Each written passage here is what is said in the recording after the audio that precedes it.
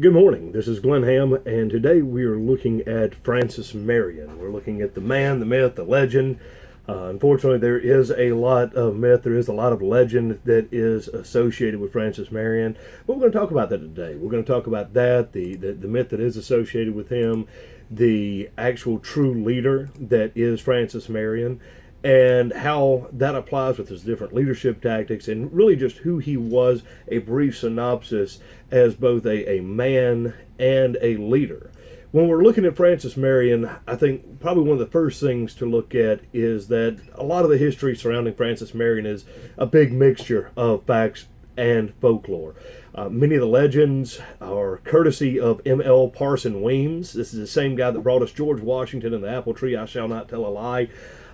He wrote and co-authored the first Marion biography, which is the life of General Francis Marion, to which he took some liberties in making the book a little bit more interesting, maybe than it was. He was a good writer. He wrote some very interesting stories, but when we really boil down to the truth, there's a lot of misconception which goes on with Francis Marion.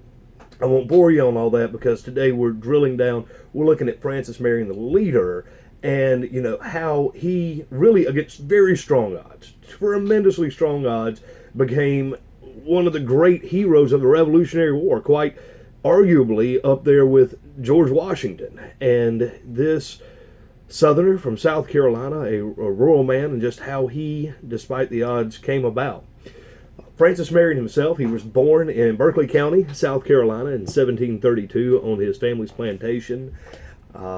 Briefly, when he was 15 years old, he set sail on a ship for the West Indies. It sank.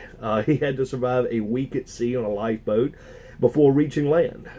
Francis Marion, at a very young age, was not a stranger to adversity and overcoming adversity quite clearly here. After he returned and after he was rescued, he returned back to his family's plantation. And he served there until the age of 25. At the age of 25, he fought in the French and Indian War as a lieutenant under William Moultrie. At that point in time in history, he fights the war, does the French and Indian War, and then things start quieting back down in Francis Marion's history.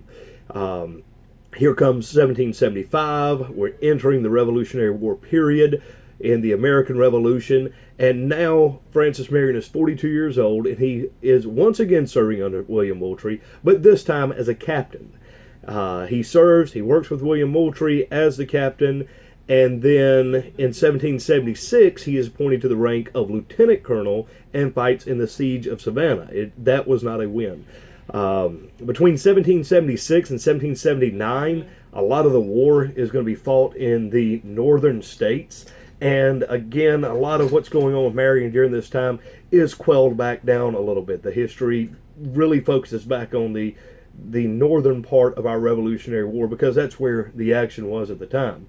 War would return south again in 1779 when a fierce British assault that is known as the Southern Strategy begins to take place. At this point in time, the British leaders decide, hey, both from just a purely military and economic standpoint, it's going to make sense for us to push down south where they are in a lot of turmoil and start claiming land, capturing land, and doing away with this crazy idea of an independent state that these Americans are thinking about.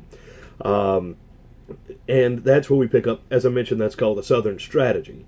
In 1779, Francis Marion, Charleston was under siege. Francis Marion was fortunate in the fact that he avoided capture there.